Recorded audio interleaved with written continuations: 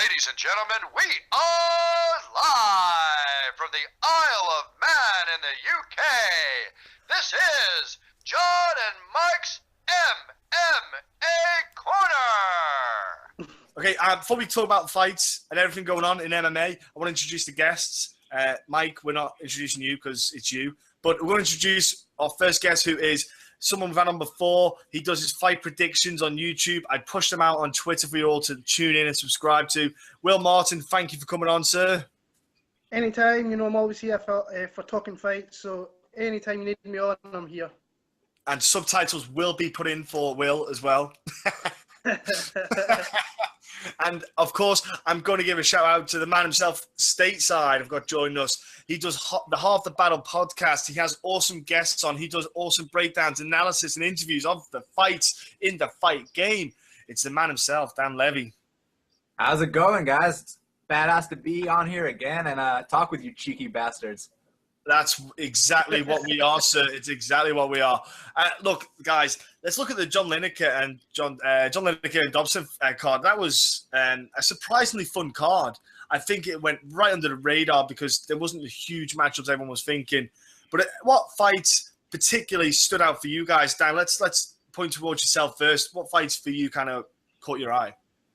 It's funny, man, because a lot of people didn't like this fight, but, man, I love the Alex Cowboy versus Will Brooks fight. Like, I just like to see people fight, man. A lot of people get caught up in, he was disrespectful after the – I don't care, man. I mean, they're two warriors going in there and fighting. They had beef before the fight. Why do they have to hug and kiss after the fight? Like, I was totally cool with it, man. Like, whatever. And I was actually were you guys surprised to see Alex Cowboy stop the Will Brooks hype?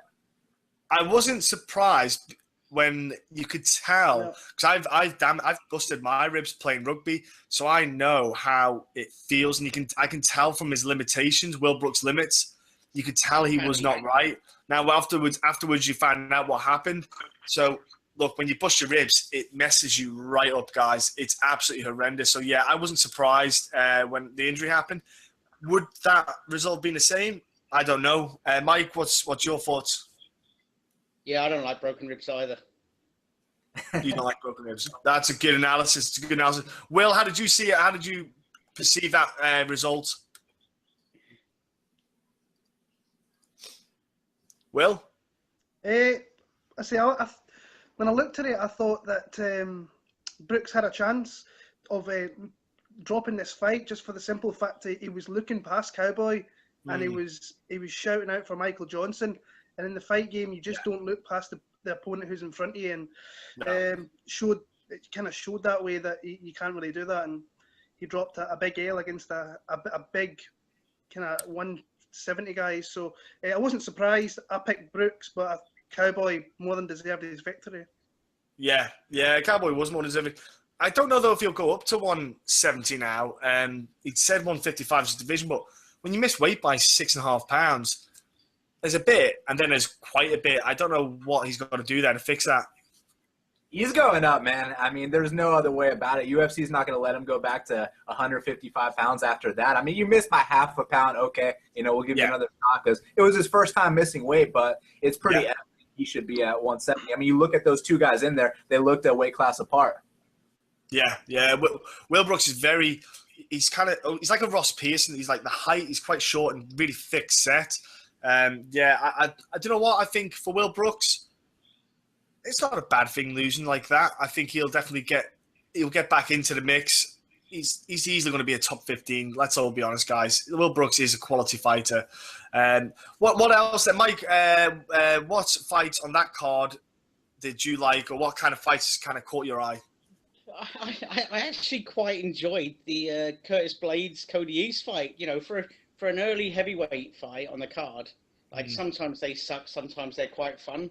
I actually thought it was quite fun. There was plenty going on. Both had success, and it was good to see Curtis, get the job done. Yeah, I think Curtis is a cracking fighter. Will, what's your analysis of that fight, buddy? When you saw that? I'm just glad to see that Cody's kind of got his ass beat because Cody's a pretty much a huge piece of shit. So outside the cage, but it's inside the cage. They gave us fireworks for the 2.5 rounds that it lasted, the round and a half it lasted. But I think the right guy won. I think Blades could be a guy in that heavyweight division that comes through within the next 24 months with the right fights. But nice to see Blades getting a win, because I thought in his debut he had a really tough guy in Ngannou. So nice to see him get his victory here. And I think he got a performance bonus as well, which was quite nice. So. And the thing was, he didn't get beaten badly by Ngannou. It was just that eye. It was a stoppage because the eye's swelling. So, he was fine to carry on. It was just the fact that he was unlucky in the way the eye just swelled up like a balloon. So, even though with Dr. Stoppage, it was not like he was down and out. The dude was standing and wanting to trade. Danny, what's your view on that fight, mate? Man, Curtis Blades, he's got a beautiful blast double. He's big for the weight class. And, like Will said, man, it's never a bad thing when Cody East gets his ass kicked. So I was cool with it. And, a lot of people are saying he should get cut, but then they're also saying they enjoy him getting his ass whooped. So which one is it? I mean, if he gets cut, we can't see it anymore. So, yeah, man, as far as Curtis Blades, I mean, who do you guys want to see him fight next? Curtis Blades, that's a good question. Who do I want to see? Do you know what? I think maybe Lineker, is it? The one who Daniel, or actually someone with a bit experience under his belt, a bit more experience, someone who could really push. Because I think Blades got quite a high ceiling. He's got a lot of potential in himself. I think someone who's got experience. Because I tell you what, like I said, Will, he is a big lad. He's 265 pounds. And that dude, he can move. That kid can move for that weight class. Like, damn, that guy's fast. And again, yeah, I'm with you guys. Cody East losing was a bad thing. In fact, I don't think he looked in that great a shape in this fight compared to his debut. He didn't look in great shape. Like, to be fair, the dude can bang, he can trade. He has got good hands, but yeah, I won't lie, I was kind of happy he lost. But I think I'd probably pick someone like that for him next, even though I know Lineker lost his bout, but he only lost the decision. I'd like to see him fight someone like that, because I think he could certainly put Blades maybe in some tough positions. He's got the good grappling side of things. That's my perspective. Mike, who would you like to see him fight next? I was going to say, I think they changed it from looking for a fighter to looking for a loser, because it's basically people are coming in undefeated and then losing straight away as soon as they get there. It's like, here, welcome to the UFC. Here's a smashing for you. Like, I mean, there's not been a single one that's come into the UFC and still hasn't lost. My boy Albert Morales, he's the only one that came out and looked super impressive. Yeah, he did. He should have won that fight. That was a bullshit decision as well. Yeah. Mate, let's be honest, guys. Are we ever going to see great decisions all the time? It's just a part of the game. We've got it. Like, I accept it now. When I see a bullshit decision, it grinds me. But I've got to the point where I just put my hands up and go, do you know what? I give up. We can't expect the right results. Good fight though. Mentioned there, Mike. Thanks for that. Will, who would you put Blades up with then next? Because I like that question, Dan. Maybe Abdurakhimov that beat Walt Harris. I don't think that would be a bad match to put together. I think No. With the athleticism that Blades has, I think he can definitely put with the grappling that Abdurakhimov has, and I think he's got more power than what he has. So maybe putting them two together might not be a bad thing. So yeah, maybe him versus Shamil. Yeah, Maybe. Shamil looked impressive. Walt Harris, dude, has got some lethal, quick hands. I like Walt Harris as a heavyweight. He's a great addition in that weight class. So fun to watch. Yeah, in fact, that fight itself, I was surprised. I thought Harris would have got the win with the hands in that job. He's got such good boxing. Was it 2-time Golden Gloves, I think it is, something like he's got? He's a lethal boxer. And some wicked power. But yeah, the main event though, guys, let's talk about that main event quickly. The decision itself, I don't know how I would have scored that fight, because let's be honest, Dobson was being smart. Look, let's be honest, he was not wanting to stand in front of John Lineker and trade for 5 rounds. He was smart. He picked his shots wisely, but at the same time, John Lineker was just chasing him for 5 rounds. I don't think John Lineker's done that much cardio in his whole career. Never mind in one fight. He's just chasing down. So he was getting caught, because it reminded me of Strickland versus Luke Barnett back in Berlin, where Strickland was just running backwards the whole time, and Luke Barnett was chasing him, getting caught with just 1 or 2 jabs. It was a hard one to score. So, Dan, how would you score that fight? I scored it for Lineker. Obviously, I'm biased. I had a bet on Lineker, even though, I mean, look, if he straight up lost, I'd admit it, but he didn't lose. If you you know, if you look at the psychology of the two fighters and you think about which guy wanted to still be in there and which guy didn't, it's pretty obvious Lineker wanted to fight. And Dobson, you know, after the first 2 rounds, he kind of was like, man, fuck this shit. He's still in my face. You know, he'd land a nice head kick here and there, but it was more like he wanted to land it and he was hoping it would put him down. But he wasn't down to, you know, get down and dirty like Lineker was. So, man, I had Lineker winning that fight. And don't forget to talk about Brandon Moreno versus Smolka when you get a chance. Oh, mate, that was probably the biggest upset I've seen in a long time. But, yeah, we'll do that next. Mike, what was your thoughts on the decision or the bout itself? Yeah, I disagree. I enjoyed it. You know, it was a good fight, but I thought Dobson won. When you have a fight that's as close as that, and if you're, you know, you're not going to sit on the fence and say, oh, I'll score it a draw. I then look to see, right, okay, well, let's go down the damage route. You know, who scored the most damage? And I think Dobson actually inflicted the most damage. It's not that I'm saying he didn't inflict most damage. It's hard. That's what I mean. This debate here is like, we literally could open up a rabbit hole on how you score that fight because who was chasing the man down. So you think John Lineker wins aggression, octagon control for the whole 5 rounds. It's you know what, that is an absolute rabbit hole, but it's your opinion. You are absolutely entitled to, my friend. Although I think Dobson won, I don't think it was disgusting. Mike, as much as we want to read all of the chins under your face, back up, son, back up.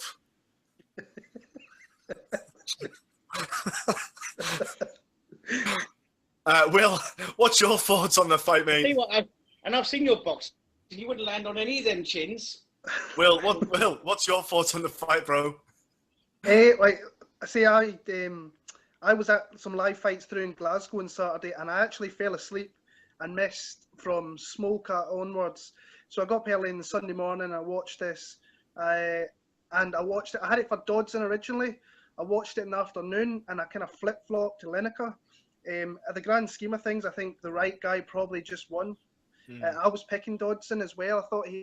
I thought that the game plan that he fought was what I expected, but Lineker's just an absolute machine, and I don't think any guy in that division really wants to face him because I just think I always seem to pick his fights wrong as well. I don't know whether I think I've always been put off with John Lineker ever since. Do you remember he fought in Manchester a few years back against, I think it was Gaudino, and he missed weight for that one. And the night before the weight cut, he walks in the hotel door with 3 boxes of pizza before the weight cut. And see, since then, I don't know whether it's put me off, and I never really picked him for that. But I do think the right guy won at the weekend. They are very close, but right guy won, and we'll see what's up for him next. But a big fight is on the horizon for him for sure. Well, that's the thing. I think maybe Aljamain Sterling might be a fight, but that bantamweight division right now is on fire with the matchups they can make, and they're absolutely on fire. So look, Danny mentioned the Lewis Smolka win that should have happened. I think everyone went, Lewis Smoker's got it all day, and I think he almost did a Luke Rockhold, Michael Bisping, went in super confident, which is fine, but he just he underestimated his opponent, let's say. Dan, are you still there, buddy? Yeah, man, I'm right here. Well, good. Give me your thoughts on it, bro. I mean, dude, I don't think it's a knock on Lewis Smolka. I think it's really just credit to Brandon Moreno because that guillotine, you don't see that very often. The only guy I've seen do something similar is actually Gabriel Benitez. Like the way he put his elbows in like that, you don't see that very often. It's different than what John Jones does, for example. He does a completely different kind of guillotine choke. But yeah, that was just a disgusting guillotine. I really think once it's in, there's no way to get out of it, and it is what it is. If Smolka would have got his ass whooped for all 3 rounds, then we'd be having a different discussion right now. But I just think he simply got caught, and he'll be back to fight another day. Props to Moreno. Yeah, I think Smolka is one of them ones where I think everyone was like, man, there is title contentionship here in 2017. It's still there. I think obviously just get him straight back in there. Will, what did you think about that fight when you saw it, apart from your jaw drop hitting the ground probably? It's funny because as I was making my fight predictions, I actually watched a few of his fights, and I didn't really take too much from his fights because we all know it's lower level kind of opposition. What really kind of caught my eye was I saw this guy in April when I was out in Vegas with Dan at UFC 197, and I went to the open workouts, and Henry was there, and he was the sparring partner, the training partner at the open workouts for him, and he was just like a really bubbly guy. He was looking around, he could see that he really wanted to be in the big stage. And as I picked Smoker, I think the smart pick was Smoker. If you're picking Moreno, then something's come in there where just a bit of kind of divine intervention, really. But then he just looked like that was his. It kind of took me back to April when I seen him there. He's like, he was in the big time. He's wanted this for a long time, and he went in there and he just took it. And I don't think Smoker underestimated him one bit. I was really impressed with Moreno on the show on Tough. I thought he was very impressive against a guy, the number 1 seed in Pantola. And I thought he came in there, he fought his ass off, and the big stage never really fazed him.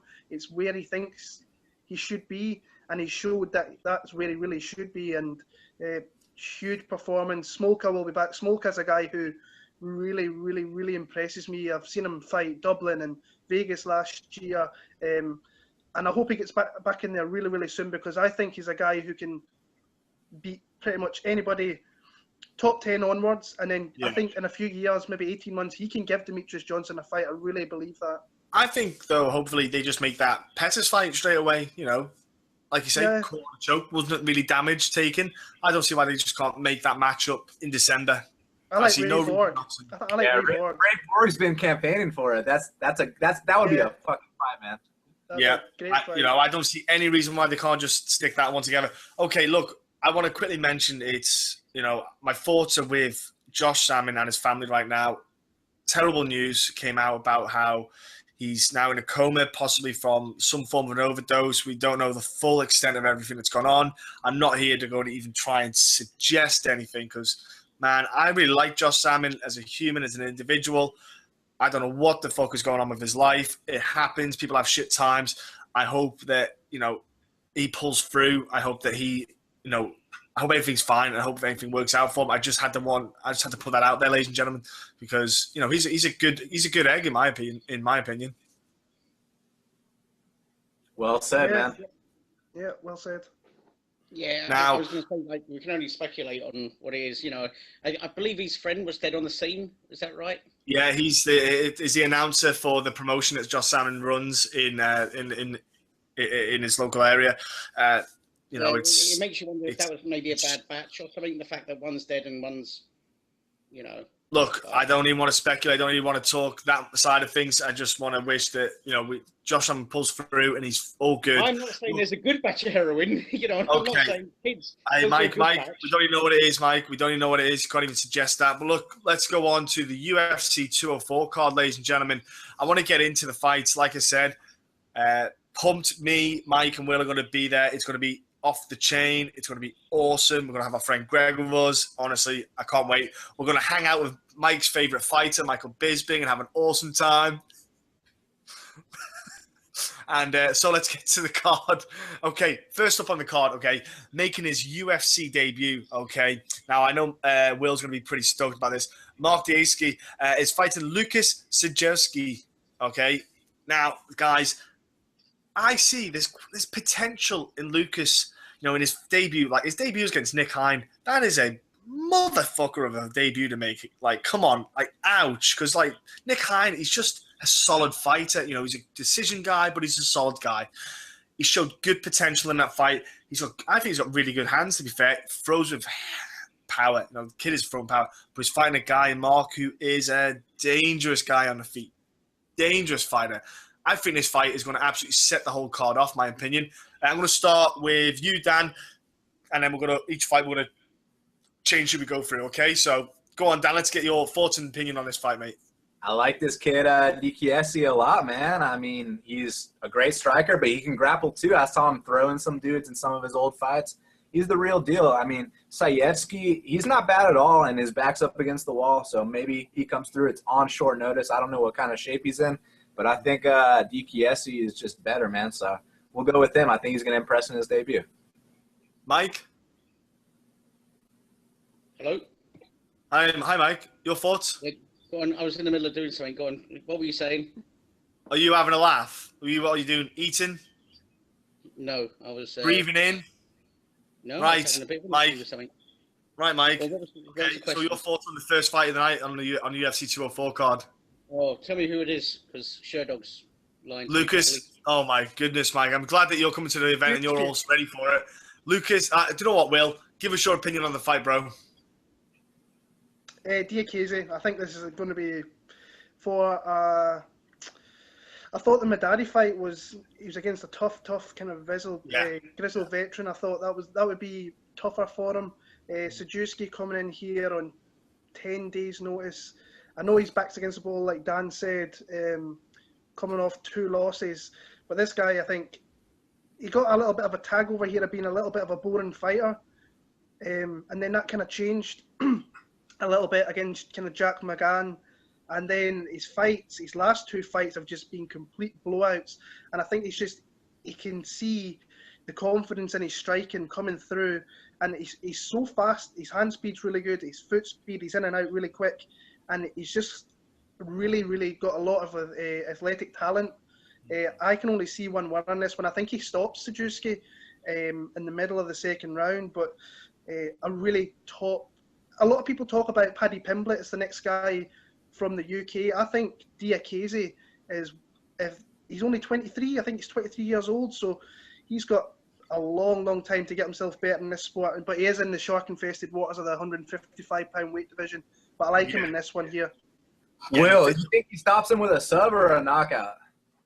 I think he knocks him out. Yeah, I think he'll put him against the cage, and eventually he'll find a way. And I think he'll just unload on Sajewski. But Sajewski's a tough guy. He's a guy I was quite hyped on when he came into UFC, but he's not really shown anything. And I think he stops him middle of the second round. I really do. If not dominant decision. 30-27. I think it's going to be a cracking fight. I do. Honestly, I think I know he's coming short notice, Sajewski. That's why I think he'll come in swinging, because he might not think to himself, I don't know if I can do 3 hard rounds. I think he might come out swinging a bit, but I think it's going to be an awesome fight. Okay, then. Mike, are you ready for the second fight on the card? Right, go and tell me who it is then. Okay.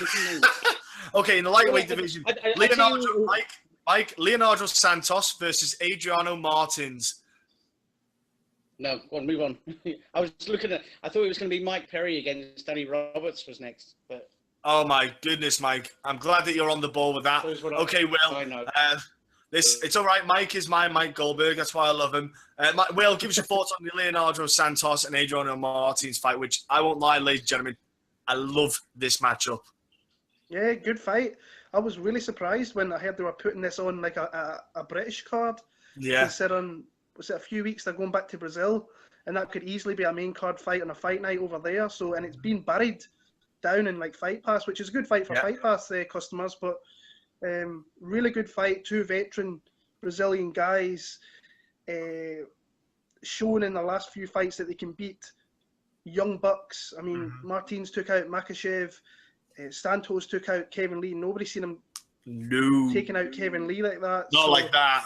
No, not like that. He came out and starched him, but we haven't seen him since then, so I don't know if he's had injuries or whatever, but he is. I think Santos is the older fighter.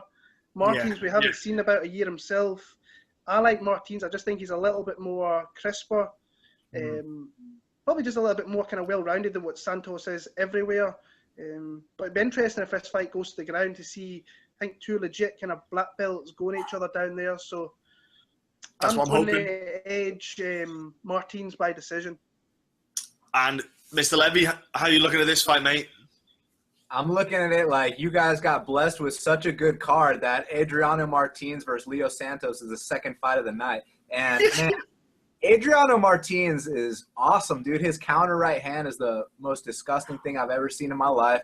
And Leo Santos, you know, he's a winner, dude. He hasn't lost in a very long time, and he's been fighting for a very long time as well. His last fight against Kevin Lee, I mean, he looked better than ever. He established that jab. He did a blast double in there. He took his back, and then he knocked him out. So he basically dominated him everywhere. And, damn, that was impressive. But I got to go with Martins here, man. I think he's going to catch him with that counter right hand and put him down. I think so. I think the southpaw stance makes a difference for maybe see how Leonardo can adjust to it. But also, Leonardo, if it does go to the ground, I think he's a 5-time world jiu-jitsu champ. That's not bad going. Look, next fight. Mike, are you ready for this? Danny Roberts, Mike Perry. Oh no, I've moved on from there now. Have you moved on? Yeah. Or are you doing your own podcast? No, only kidding. It's yeah, I'm pumped for this one. I think this is yeah, it's a no-brainer. Like, we all know that it's going to be one of those ones where I think they. Spit it out, Mike. Yeah, you could have this one in a phone box. I think it could be a bit of a barnstormer. Mike Perry doesn't like to hang around. KOs galore. It's a full-on action-packed of a good fight.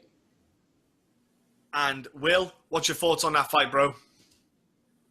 I love the fight. I think it's a good fight for Hot Chocolate coming up. Perry at UFC 202 kind of put his name out there a little bit with his finish. I thought Hyung-Gu Lim kind of fought a bad fight, but you can't take anything away from Mike Perry.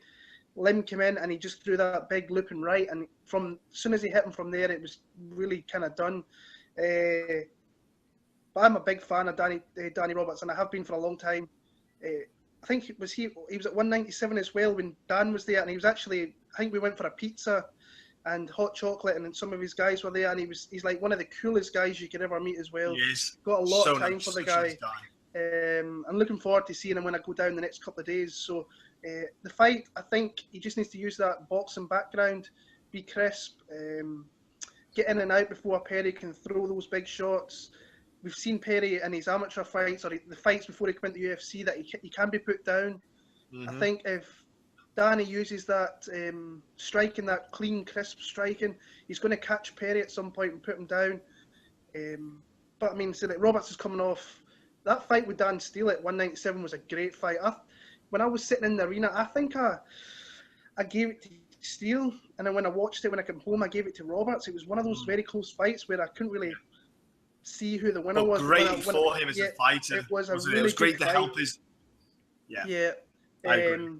I like Danny Roberts. I'm hoping that he can catch him with something clean and crisp, and put him out and get a really kind of like a showcase win, being the featured bout on Fight Pass, being in England, being in Manchester. This could be a big thing for him going forward. I like him in this one. Yeah, it's awesome. Dan, what's your view on this one, bro? Well, obviously, I'm rooting for Hot Chocolate, man. I mean, like Will said, the dude is one of the coolest dudes that I've ever met. And he's a badass fighter. He's super exciting to watch. If he's going to have a problem here, it's the fact that he's kind of a slow starter. And this kid, Mike Perry, he's like a white redneck version of Tyron Woodley, man. I mean, he throws big bombs and he can knock dudes the fuck out. But he's basically a first-round fighter. That's about the extent of it. So if Danny can take it past the first, I think he's going to take care of biz. It's going to be honestly sick. Let's go to the next fight then. Leon Edwards against Albert Tumenov. Now, I will say right now, I don't see this fight going to the ground. This is going to be an absolutely wonderful class act of striking, guys. For me, Albert Tumenov, I've got a bit of a man crush on him. I think he's a wonderful fighter.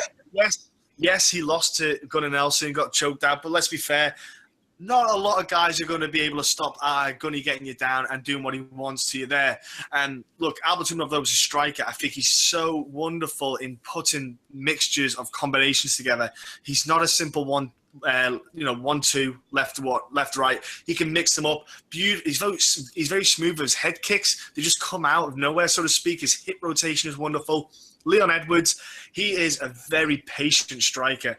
He's not very, he doesn't move around a lot. He's very efficient with his energy. He will take his time, pick his shots, and when he throws with his strikes, he tries to crack you with power. His debut was pretty fast, let's be honest, but as far as it goes, this matchup for me is potentially one of the fight of the nights because you're going to see two guys who will strike in different styles but put up on a great fight. Dan, let's get your view on this fight, bro. I think I'm probably the only guy that's not from the UK that's not counting out Leon Edwards here because it's striker versus striker, and Leon's a really damn good striker, man. I mean, he's a surgical striker in there, and there's no takedown threat here, so he's going to get the kind of fight he wants. So now it's a matter of who's going to get off on their strikes.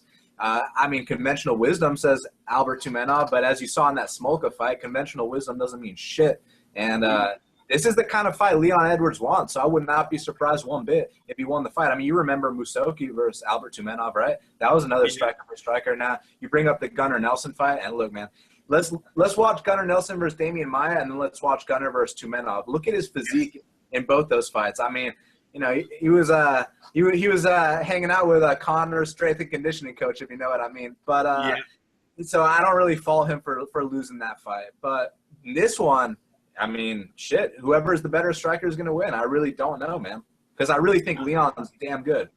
He is. That's the problem. They're both so different, but they're both so good at their own style of striking. Mike will go with. Mike, what's your view on that fight matchup? Yeah, I agree. I think back to the fight with Lorenz Larkin, and I think if Leon can establish those kicks and, you know, just, you know, stick to a game plan, I think he might come away with a win. You know, I believe Lorenz Larkin won that fight. I know he didn't get the nod, but I don't know why. You know, it was a tough fight. It was again. It's judging. You know, some judges don't sometimes count leg kicks as effective damage, so that's possibly why. Anyway, look. Let's Will. What's your view on that fight, mate? Because I know you'll like this. I love the fight. I think this could be, like I was saying with Danny Roberts, this could be one of these fights that puts Leon Roberts right into the stratosphere, and people know who he is. And he's got the right opponent to do so, because, I mean, the only guy he's really struggled with was, I know he went down to Brazil and lost a close one down there, which he could have got the decision in that one. But that fight with Kamaru Usman, we all know what Kamaru's going to do, and he did it very, very well. There's no threat of that, like Dan said in this one. So if he can get off first, because I think that Tumenov has got varying strikes at different speeds, which kind of, like, sometimes he can be quite slow, methodical, and then he can just whip some shots at you and you can't see them coming. But the way I'm looking at it is that Tumenov's coming off that loss to Gunny. He's got a bit of a chip in his shoulder. He wants to re-establish himself in that division. And I think he could come out here and just use that crisp technical striking and catch Leon Edwards and kind of just beat on him. But I like Tumenov. I like him by decision. He could stop him, but I like him by decision. Now, let's go to the bantamweight division now, boys. Damian Stasiak against Davy Grant. I'm just happy that Davy Grant's getting back into the game. He's like he had his last fight injury-free, and he's back in the game. Just really happy about it, really, if I'm going to be honest. Dan, let's get your views on this fight and this matchup, and then we'll work through everyone else. I think that if Mark Goddard's reffing the fight, you should bet the entire house on Davy Grant, because I don't know if you saw Chito Vera versus Davy Grant, but obviously Mark Goddard's a Davy Grant fan, man, so check in advance if he's reffing that fight. But look, man, I mean, Davy's really strong. He's big for the weight class. He's a good fighter. He's always been a good fighter, even when he took the time off back on the Tough show that he was on. He was really damn good there. He just took some time off, and then he went out and beat a good guy in Chito Vera. And Stasiak, I mean, this guy's got some good-ass grappling. I mean, you don't mind your P's and Q's, he'll get you in an omoplata or take your back, so you can't count him out. But since it's in the UK and Mark Goddard's probably reffing the fight, I got to go with Davy Grant. So you Will, think it's a win from Mark Goddard, do you? Yeah, win for Mark Goddard. Mike, you go next. Sorry, Mike, go ahead, bro. What's your thoughts on it? Yeah, again, like yourself, it's just great to see Davy Grant get off the shelf. He spent more time on the shelf than the Elephant Man. You know, I'm just pleased to see him in there, because he can do, like, the only time he's really sort of come unstuck was against Chris Holdsworth, and Chris Holdsworth is a stud, like, you know, so if you kind of forget that, he's not really done anything wrong. But I do, you know, that inactivity, you wonder if it's going to sort of have much of an effect. Hopefully it doesn't, and, you know, hopefully he can go in there and do what he does best. You know, I think he'll get the win, because there's that British crowd, if it gets behind him, it can carry you as well when, you know, shit gets tough. I think it's good that he got those 3 rounds in his last fight. I think that was key, those 3 rounds. Got a lot of time under his belt, blew out a load of cobwebs. Big difference. A big factor, I think, that plays into this fight. Will, what's your thoughts on this, bro? Well, I was picking Stasiak. I was actually going to pick him, and I still might actually throw something on him a bet-wise. I actually was speaking to Davey this past Saturday. He was in Glasgow. He was cornering Saul Rogers. Yes, And yes. he was weighing 140 pounds Wow, last Saturday. awesome. So he is That's good. in shape. He says he's had his best camp today. I think he's moved down to Manchester. SBG Manchester, He's working at with SBG Alex now, Edmonds so as well. he's not travelling as much, so he's literally training all the time. And I think it's showing it. He looked in really good shape, and that kind of twisted my mind a little bit. Along with the whole being in the UK, being in Manchester, I think that everything's kind of playing on his side. I completely agree with what Dan said in the Chito Vera fight. I thought Mark Goddard was on his side a little bit there, but I like him in this one. But like Dan said, Stasiak's no joke. If he gets you to the ground, he can lay on you down there, and he can advance position and beat you up with some shots down there. But I'm going to go with Davy Grant. I can see it maybe being a close decision, but Davy Grant will get it. Well, that's the thing. I'm looking forward to the fact that a potential submission grappling match might happen because the pair of them have just got so many submissions under their belt. In fact, it might even backfire, and the pair of them will just be a stand-up striking war. You know, it's one of those crazy fights where it might not actually go how I wanted to, and it might just be the two of them standing up for 3 rounds. But I'm loving the fight. I don't know what it is, but in my mind, I've got Stasiak. There's just something ticking about Stasiak coming along and just sneaking in and getting that win, even though I love Davy Grant as a guy, as a person as well. But like you said there, Will, that plays a big factor when you said he's 140 pounds right now. So that starts to sway it if he's looking in that good shape. Being at SBG plays a big factor. When you're rolling with Saul Rogers, you know, he is a good, legit athlete as well. So, look, let's go on to the next fight. I think all 4 of us are going to be supporting Rob Font, because if you support Ian Entwistle, you must be a bit of a knob jockey, because that's what he is. But so I'm just putting it out there. Ian Entwistle has one game plan, heel hook. If he doesn't get that, his next game plan is lose the fight mentally and get knocked out. Rob Font hits like a freight train and will probably put Ian Entwistle to sleep when he goes for his ankle. But Will, what's your idea on this fight then, bro?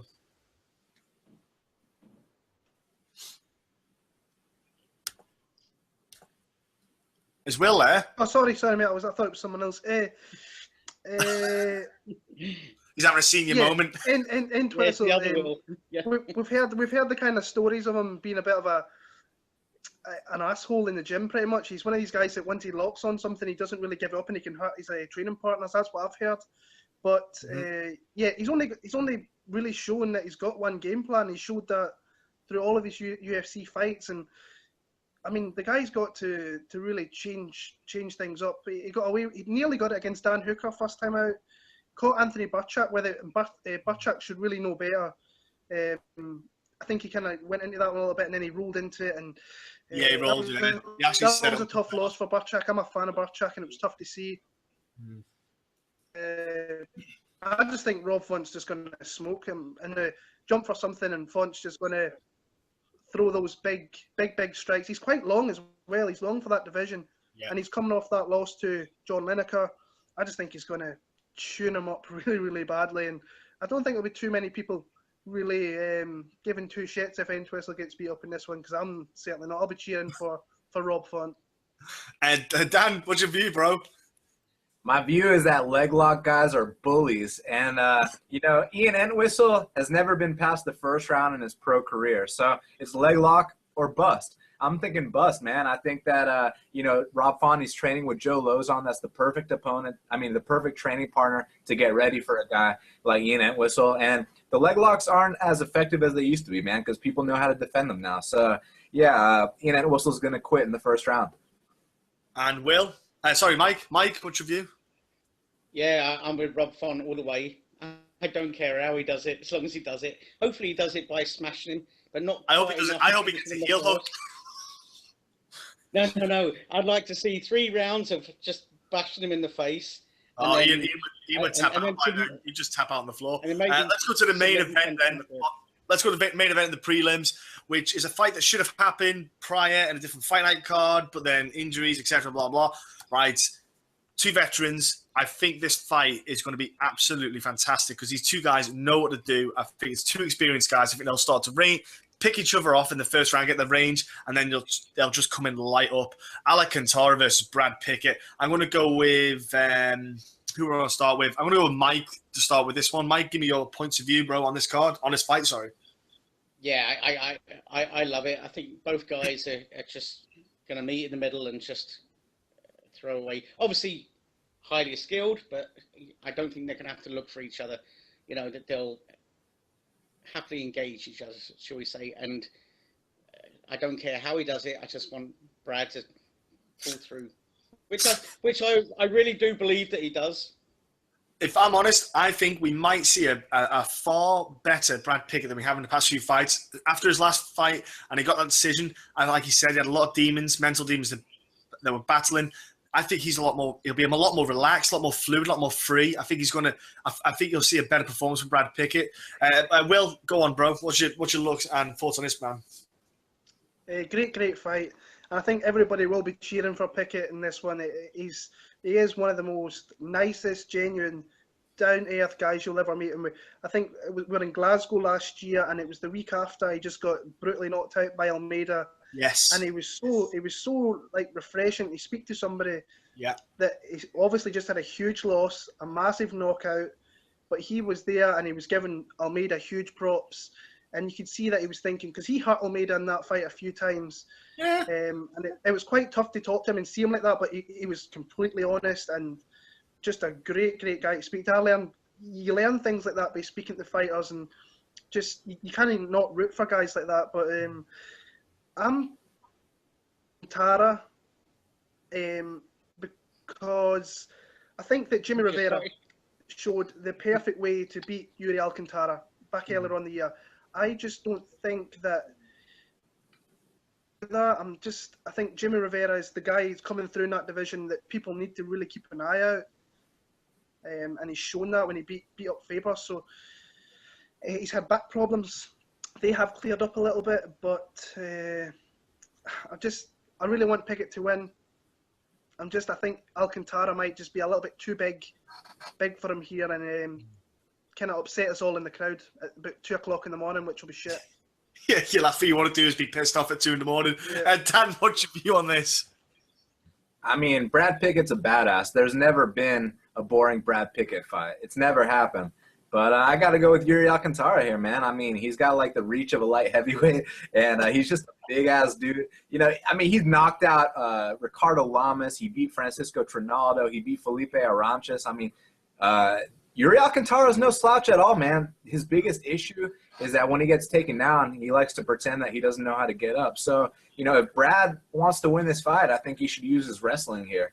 But the thing is, Brad likes to stand and bang, and that's going to be a big mistake here. The last time that Yuri came to not the UK, but to Europe, he knocked out Von Lee in 25 seconds. So, you know, I got to go with Yuri here. He's training at Greg Jackson's for this camp, and I think he's going to come prepared.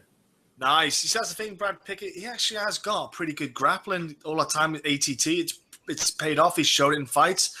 I hope he does the same. I hope he gets a few takedowns, and then what will happen is Alcantara will have the takedowns in his mind, and that will open up a bit more in the striking game. So then Brad can mix it up a bit. Let's go then to the the main card. Now, gutted the start of this is not the fight we're going to get, but I have to give props to Russell Doan for getting big cojones and stepping up short notice, because he is proper gangster, taking on an absolute monster in Mirsad Bektic, who is, in my opinion, going to be pushing for a title contention by the end of 2017 if that ACL injury is all fully healed. Dan, I want to get your views on this fight, man. Well, I mean, Mirsad should win, right? But the thing is, he's coming off a really long layoff. I mean, the last time he fought, wasn't it the same card as Jose versus Chad? Yeah. Like, I believe it was on that card, right? And that was before Reebok, before USADA. Not insinuating anything, just saying he fought a long-ass time ago. And now he's coming off, 2 ACL surgeries? That's no joke. I mean, who knows if he's going to come back the same. With Russell Doan, I know on paper he's on a 3-fight losing streak, but if you watch his fight against Pedro Munoz, even though it only lasted 2 minutes, that was the best Russell Doan I've ever seen in my life. And, you know, just because he got caught with the guillotine, that wasn't his fault. Just like Smolka, you know, their teammates. Yeah.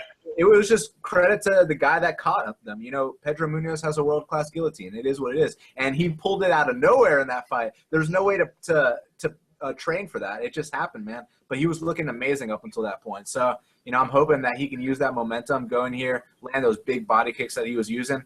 The thing is, it's at featherweight. This guy's a bantamweight, but, maybe he feels better not cutting the weight. I mean, look, Mirsad should win, but I'm going to go with Russell Dunn. Yeah, that's fair. I take my hat. Like Russell's just like, look, I can step in, but I have to, and bantamweight. I admit, I take my hat off to him. I don't. No matter how that fight goes, if he were to lose or if he'd win, I take my hat off to him. And Mike, what's your thoughts on this matchup then? Yeah, exactly. You got one guy on a 3-fight skid. Sometimes it can be the best thing for someone. It can bring out the best of you because it's shit or bust. And when you've got shit or bust, I don't know. You throw that little bit more caution to the wind, and it can really drag out the best of you. Whether it'll be enough or not, I don't know. But it's wait and see. Obviously the head's is hectic, but yeah, I love fighters when they're on a 3-fight skid. Will, what's your view on this matchup, bro? I'm just glad that Bektic stayed on the card because it's one of the guys I was really looking forward to seeing, and I was so like pissed last week when Arnold Allen had to pull out. Yeah. I think I was going to pick Bektic in that one, but I thought that maybe Allen could maybe push him a little bit, and especially coming off that long layoff, it might have been a really tough, close matchup being over here as well. But props to Russell Dunn for stepping in. I just think that Bektic, if he can stay healthy, that's the big thing with this guy. If he stays healthy, he's going to put himself in the elite of that division. I've no doubt about it. But fair play to Dunn for stepping in. I think Bektic is going to find a way to take him to the ground, potentially get a submission on him late in the fight. It depends if was Russell Dunn in fight shape. I very much doubt it. He was in the corner smoker last weekend. I think he was probably asked then if he wanted it. Got to go with Bektic. I just can't. But Russell Dunn, yeah, Bektic could maybe come in there a little bit rusty, but I still, even if he is rusty, I still see him beating Russell Dunn. Yeah, I think he might just stick to the grappling side of things instead of trying to stand and bang. Play it safe, but stick to your bread and butter, which is what you're so good at, and he is an absolute monster at the grappling game. Okay, let's step up then to the heavyweight division. Again, another change, but it happens. We've got to get over it. Stefan Struve, short-ass Stefan Struve, against the man himself, Daniel Numchuk is fighting. I think the computer was stuttering there. I said his name properly, it's just stuttering. So he likes me to call him Dan. He just says to call me Dan.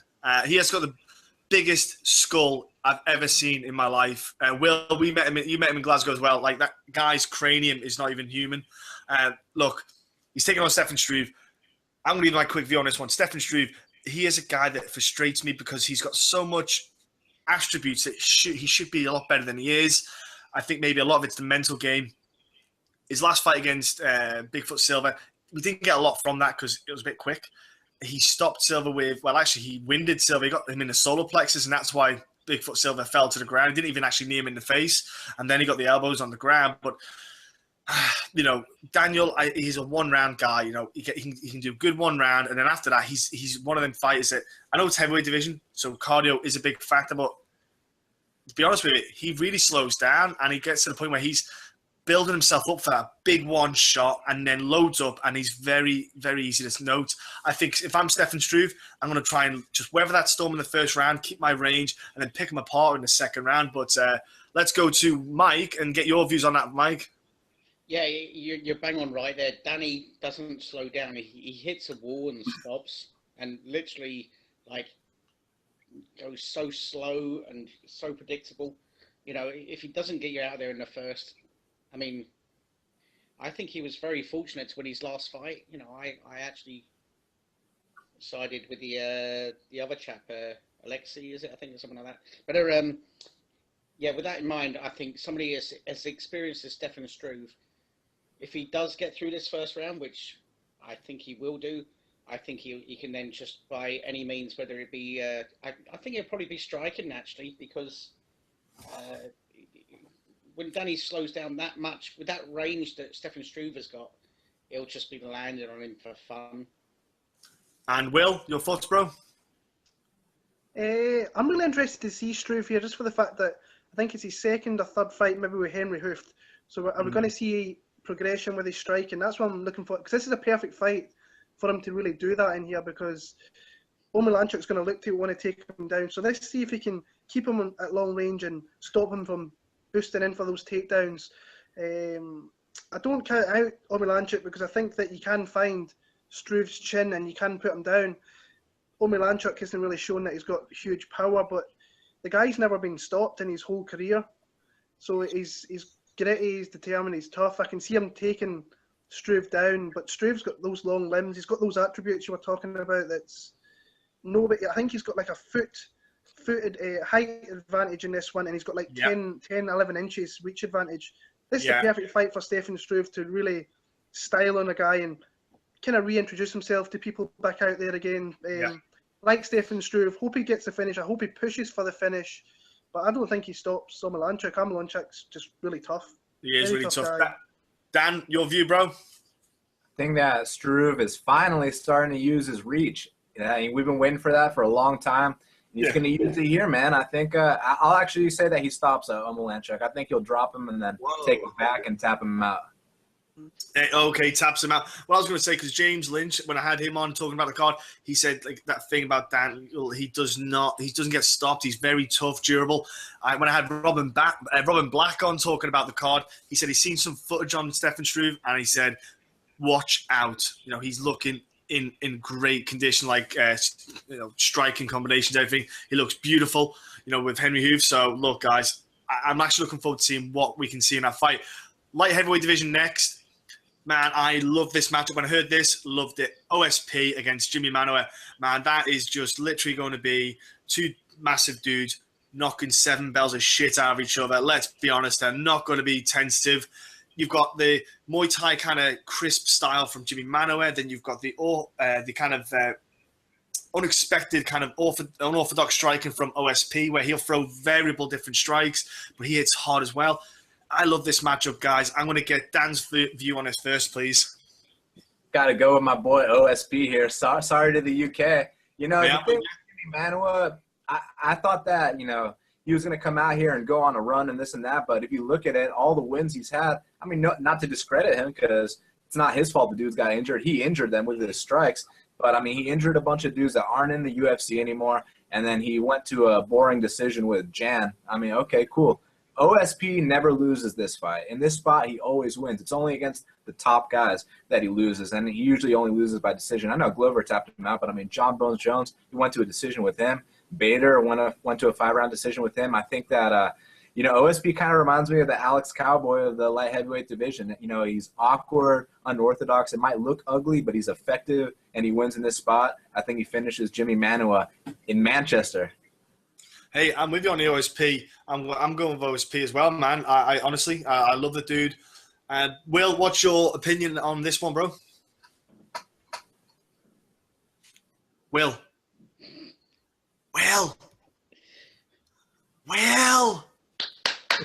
Hello. Sorry, I've got fights. I've got fights on the TV that I'm watching. I'm watching old WEC. So get the fuck off the WEC. They all win. Yeah. I like OSP here. I think that he's just too unorthodox. He's long, he's strong, and interesting to see what Manuwa's been up to for the last year, because he had that tough fight against Rumble, and he just interesting to see what he's going to do here. I just think that OSP is just a level above Jimmy Manuwa, and he'll show it in this fight, and I can see him finishing Manuwa in this one as well. Get him to the ground and just blanket him and hit him with strikes, find a submission and get him out of there. Okay, Will, your view on this? Will. Mike, your view on this one? Yeah, I think we're all pretty much saying the same thing here. I agree. I don't feel that Jimmy has the best cardio in the world.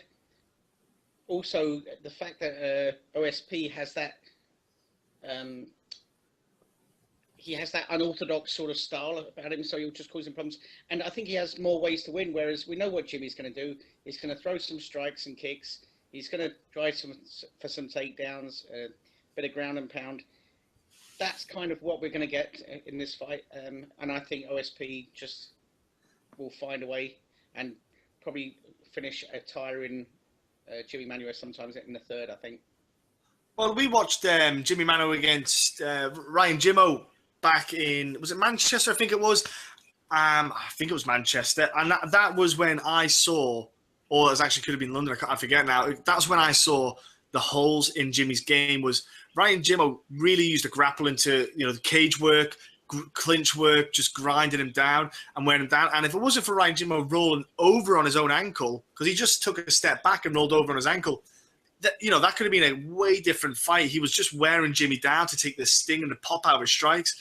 And I think OSP should just do the same, just get in there, wear Jimmy down, and just take a bit of the pop out, and then he can just do what he likes there. And like you say, I think he is on the OSP's on the cusp. He always improves as well. If you notice, when he loses a fight, he takes a lot. And look at the Ryan Bader fight; he got dominated grappling, and he came back a lot better fighter. I really do think a lot of OSP and his potential. Let's go to co-main event, guys. Man, okay. So we've got Vitor Belfort, UFC legend, and MMA legend, let's put it that way, against Gegard Mousasi, who in his own right, guys, is a legend as well. Like, dude's had a shitload of fights. And he's only, I think, 31 or something. This one is a great chance, in my opinion, for Mousasi to get a victory over a name who is Vitor Belfort. It doesn't matter what stage Vitor is in his career right now. It's just a great opportunity, huge platform. I think he's just been simmering for so long. That Thiago Santos fight hopefully gives him a bit of a push and a bit of a drive to go in there and get a finish against Vitor. Vitor is the guy you can fight in the first round and you can catch him and finish him, or you can just wait till the second round and then do as you please. But I'm telling you right now, I'm looking forward to this matchup. And let's go with who will I go with? I'll go with Will first. Prime opportunity for Mousasi to get himself a named win here, but sometimes what's kind of intrigued me with this matchup a little bit is that Belfort really has not done any media for this one, so maybe he knows that this is his last shot on the big stage in MMA, in the UFC. I should say, because he might go somewhere else. It wouldn't surprise me in that, but this could be his last shot in the UFC, and he's got a guy here that he could hurt, but I love the way that Mousasi is just so technical with everything. I just think he's one of those fighters you could watch his fights and you learn so much, so much on, and he's starting to kind of come into himself a little bit more. His personality is kind of starting to shine through. He went after Machida a little bit, which I really enjoyed. Great performance at UFC 200. Perfect time to fight Vitor Belfort though, and being in Europe, so he's got to make that trip all the way over from America. I like Mousasi in this one. I just think he's going to be too crisp, but I can see him maybe getting hit with something, Belfort hitting him with something, but eventually Mousasi is going to find a way to break Vitor Belfort down. Really happy to see him fight this side of the water, because us fans, even though he's deteriorated a little bit, it's nice to see him coming over here, because we don't get many of the big guys coming over, or the former big guys, I should say. But I like Mousasi in this one. I just can't pick Vitor. I hope he gives us performance, but don't see it. Dan, what's your shot? What's your eyes saying? What's your mind saying? What are you looking at this fight? What are you thinking, bro? My mind saying is that Mousasi is gonna finish Vitor Belfort. What's cool about Vitor is that he competed in basically every era of the sport. I mean, he knocked out Tank Abbott back in those days. He competed with Randy Couture and Chuck Liddell. Then he knocked out Luke Rockhold, and he submitted Anthony Johnson. He's competed in every single era of the sport. That's unheard of. It's badass. But at this point in time, I mean, there's got to be a time when the wheels fall off, right? Now's going to be that time. I mean, Mousasi's he's unbelievable, and he's in the peak of his career, and he's absolutely a legend. I mean, he's got wins over Mark Hunt, Jacare. I mean, you can go on. You just look at his resume. I don't even have to name the guys, but OSP, you know what I mean? The dude's resume is ridiculous. And Vitor, he's gotten to that point where he's quitting in fights now. He pulls guard against Jacare. Like, tell me why he wanted to do that. You want to pull guard on a jiu-jitsu world champion? I think he was kind of like, yeah, fuck this, man. And, in that fight with Chris Weidman, Vitor Belfort's a Carlson Gracie black belt. You think a Carlson Gracie black belt knows how to get out of full mount, right? So to me, I don't think it's a matter of his skills deteriorating. I think it's a mental thing. Obviously, he can knock out anyone in that first round. I mean, he's been doing it since he was a kid. So, you know, if Mousasi's cocky and has his hands down, he could get caught, but I don't think that's going to happen. He's technical, he's poised, and he's disciplined. He's going to win this fight. I think he finishes Vitor late first, early second, TKO, ground and pound. Nice. Mike, go ahead. What's your thoughts on this fight, bro? Yeah, I think one of the biggest differences in Vitor at the moment, you know, since the is not saying he was ever using it, like, but yeah, he just doesn't seem to have like any. I'm not saying he doesn't have any strength. He just doesn't seem to have any strength anymore, and these guys are actually able to manhandle him on the ground, and it's almost like. It's like a man against a boy sometimes, like with Weidman and Jacare, like, and yeah, that's not good, especially coming in against top class, you know, and somebody that's on the climb. You know, Mousasi's on the climb at the moment, whereas Vitor is abseiling down. Yeah, it is. I think, Yeah, like I said before, Will, you made a great point. Sorry to interrupt there, Mike. I think Will made a great point about how Vitor is probably taking this quite seriously. He brought in Tyrone Spong. He brought in a whole new team. He brought the Cuban boxing Olympic coach in. You know, he's brought a lot of people in to really focus and dedicate. You know, he's probably making a lot of big effort for this fight. I think as well, he's wanting to make a big effort because he thinks, like you say, Will, if he does go somewhere else, raise his value a bit, you know, put his stock a bit higher. Because if he does go to, like, say, let's say Rizin, I'm not saying he would go there because they bit slack on the testing, but if you went there, you know, have a lot of fun. You can go against Vanderlei again, stuff like that. Crow Cop's there. You know, there's random crazy fights for Vitor to have. I'm not saying that's going to happen, but I'm just spitting random stuff out. But yeah, I think Mousasi's really in a great place to get huge marker for himself. And I think Mousasi, if he wins this, I'd like to see him fight the winner of Whittaker and Brunson, isn't it? Oh, who's it? Whittaker and Brunson? Yeah, you're right. Yeah, Whittaker and Brunson. I'd like to see the winner of those two fight each other. I think next. I think Dan nailed it with the fight IQ thing. Personally, like he doing what he did with Jacare, but even in the Weidman fight, the guy was on his back and he was throwing strikes off his back. I mean, what the fuck's all that about? So I think everything, like Dan said, I think the mental capacity is just, it's dropping every fight and he's showing less and less. And Mousasi's too well-rounded and too good for him here. And dude, can I say one more thing? You mentioned how, you know, he's not doing any interviews here, maybe because he's focused. In my opinion, the reason why is because he's sick of answering all the TRT questions. You know, people are asking him that in every single interview. And you've seen how he gets aggressive towards the media sometimes. I think he's just like, man, fuck all that, you know?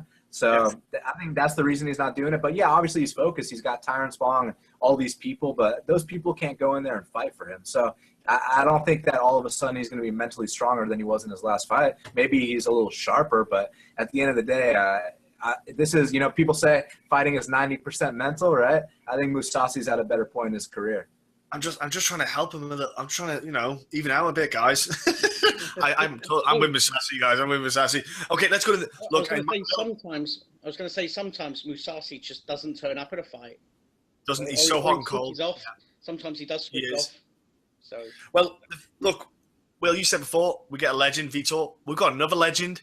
In fact, well, Michael Bisping technically is a British kind of legend, so to speak. He's a kind of pioneer in a way of what he's done. But Dan Henderson, coming to the UK, honestly, that gets my winky hard, right? Look, Dan Henderson, Michael Bisping, main event. To be fair, let's say, lads, let's be honest, 6 months ago, if we all sat there and went, hey, Dan Henderson, Michael Bisping, UFC title fight would be amazing, we never probably would have said it in a million years. But somehow, in some way, this has all come about. It's happening. We accept it. We all actually have really got into it. I think even when it came about, I think everyone was like, the rumor came about, and we all got a bit pumped about it. I can't wait to see it happen. You know, yeah, Dan Henderson, last fight, I'm torn emotionally in this fight. From an emotional standpoint, if I look at it, if I do a technical breakdown, I would pick Bisping to win. But if I look at it emotionally, I'm talking Dan Henderson. If he won, gets a title, goes away into the sunset, well, sunrise, because it'd be that fucking early, but he goes away with the belt, and it's his last fight. Beautiful way to end a career.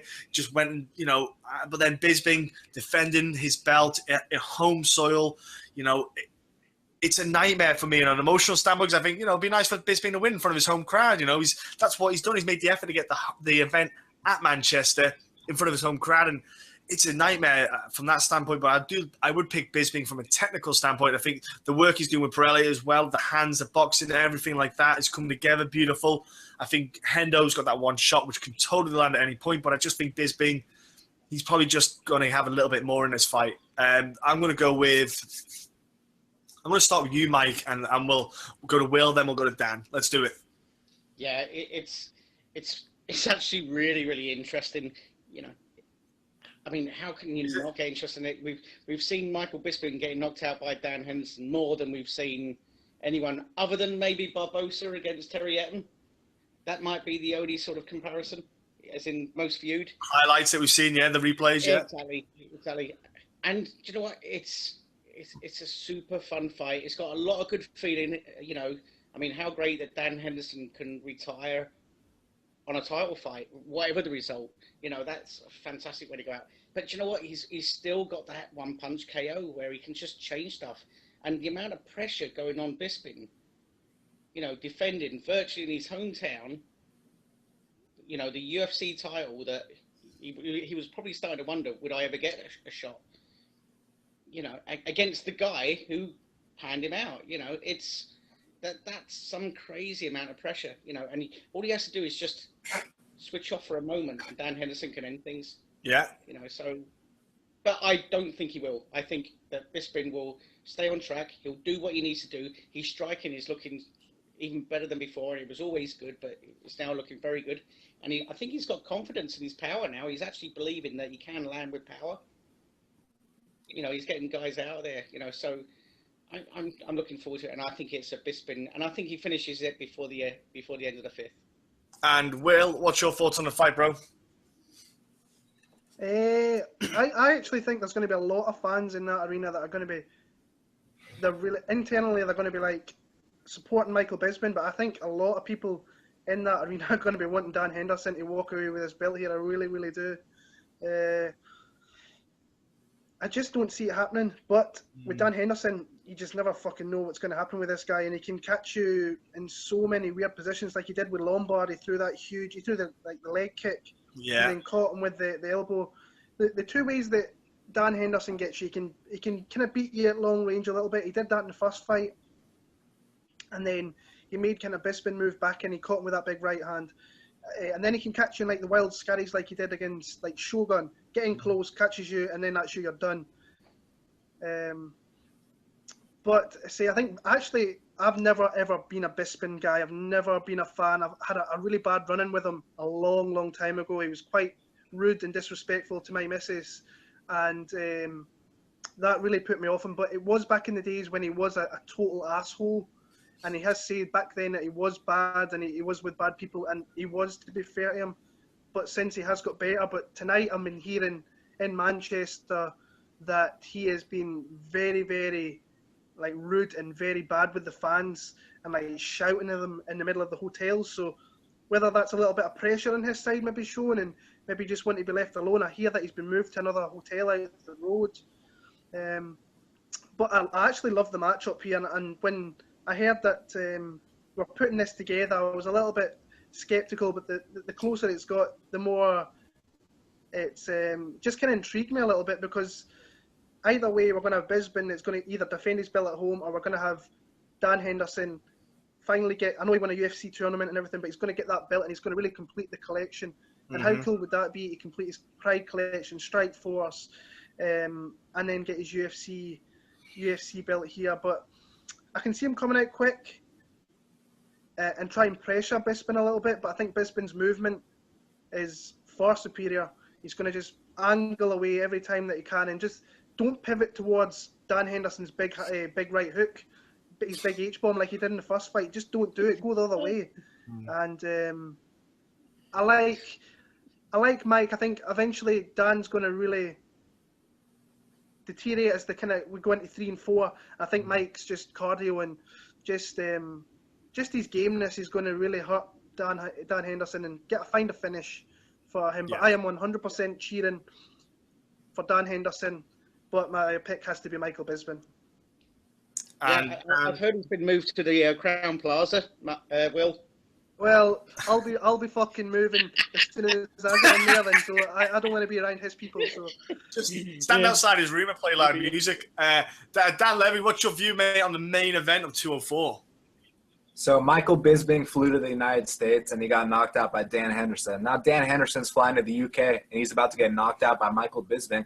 I don't think this is a close contest at all, man. I actually think Michael's probably going to knock him out in the first round, to be honest with you.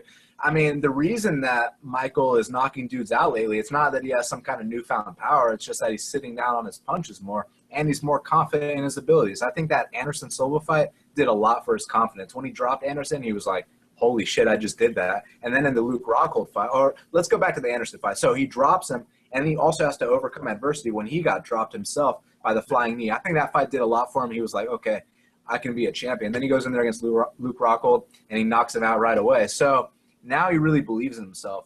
And with Hendo, I mean, obviously a legend. You know, of course we all respect him, but the facts are he's 46 years old. I mean, he used to be known for his durability, but, I mean, he gets dropped every single fight now, and he gets dropped early in every single fight. Yeah. And I was at the Lombard fight. You know, that fight was the last hurrah. That was, everyone's like, oh, he should get this, just one more victory. Well, that one more victory was against Hector Lombard, and that was it, man. I was there. It was unbelievable. Great knockout. But, man, you stick around too long in this game, and it's not going to end well for you. Michael Bisping is going to knock him out in the first round. I'm thinking Bisping finish. I actually think the second round. I think Bisping's just going to be a bit more wary of what Hendo's got on offer. Probably psychologically it'll be in his head, even though he's got the confidence. I'm with you, Dan, but I think probably I'm going actually second round. But even James Lynch is thinking Michael Bisping first round. So yeah, mate. People are. My man James. Yeah, he said first round as well, man. Honestly, awesome it is. It's an awesome prediction. Look, that's the UFC 204 card. Dan, thanks very much for sticking around. Will, thank you for joining me. Can you both, Dan, give your, how do people join you on social media and stuff? Go first, Dan. Well, firstly, guys, thanks so much for having me. Good to talk to you guys as always. And Will, good to talk to you too, brother. And everyone can follow me on Twitter at BestFightPicks, and bestfightpicks.com is my website. I host a show called Half the Battle, which is on iTunes, SoundCloud, and YouTube. So if you want to check it out, that's where it's at. Thank you guys again. I'll be putting the links in below on the comments. Will, where's your social stuff? Give them out now. Well, you can find me at Will Martin MMA on Twitter, and you will always see me post my prediction videos on YouTube there. You can find me on YouTube there. But I just want to say one thing. It's the 100th episode of Half the Battle this week. Oh! And, I mean, I've been a huge fan from the start. When I go to work at 5, 6 a.m. in the morning, I listen to Half the Battle, and that gets me through my morning shift at work, and sometimes I need that. One of my favourite shows. I just want to say congrats to Dan. It's always informative stuff, always great guests. Just a big fan. And I mean, Dan's one of my boys. I met him in Vegas, and one of the coolest guys you'll ever meet. My man. And the guys that it really does. It was a good time I had in Vegas with him and his good buddy Eli. Except for Eli deciding he wanted to lose his wallet, which was it took him like half an hour to get the motherfucker back. Like the women didn't want to give him it, but so you will find all my stuff on there. You'll find me on Twitter if you ever need to speak fights. I'm always here. And if you're in Manchester, I'm in Manchester from 1 p.m. tomorrow. If you want to have a beer, just talk fights, I am going to be there until Sunday afternoon, so come see me. There you go, folks. I will put both of their links in the comment sections below. If you're listening to this on audio, just scroll down. If you're watching, obviously, you can follow the finger downwards. Look, and guys, thank you so much for joining me and Mike. It's been an absolute pleasure having you on, and this has been a fun-ass podcast, I have to say, guys. Yeah.